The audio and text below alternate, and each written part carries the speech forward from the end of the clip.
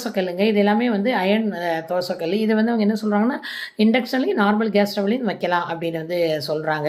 So அது எனக்கு ரொம்ப வியப்பாக இருந்தது. ஓ! இண்டக்ஷன்லேயும் வைக்கலாமா அப்படிங்கிற மாதிரி. இது வந்து இந்த சாண்ட்விச் பண்ணக்கூடிய வந்து கேஸ்ட் அயர்னில் வந்து பாத்திரங்கள் அந்த மாதிரி வந்து ரெடி பண்ணி வச்சுருக்குறாங்க.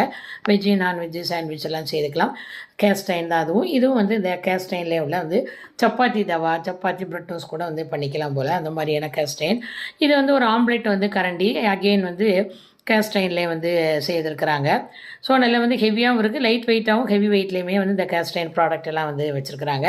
இது வந்து தாளிக்கிற வந்து பாத்திரம் அப்படின்னு சொல்லிக்கலாம். இது வந்து பார்த்திங்கன்னா வந்து கல்லில் வந்து வச்சுருக்காங்க.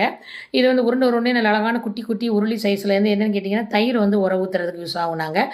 மாக்கல்லிலே வந்து விளக்குகளும் வந்து வச்சுருந்தாங்க. நல்ல நார்மல் பிளெயின் விளக்கு, ஃப்ளார் விளக்கு அப்படின்னு நல்ல அழகான டிசைனில் வந்து விளக்குகளும் வச்சுருக்காங்க மாக்கல்லில். இது வந்து ஆப்பச்சட்டி, கேஸ்ட் அயர்ன் வந்து ஆப்பச்சட்டி அப்படின்னு வந்து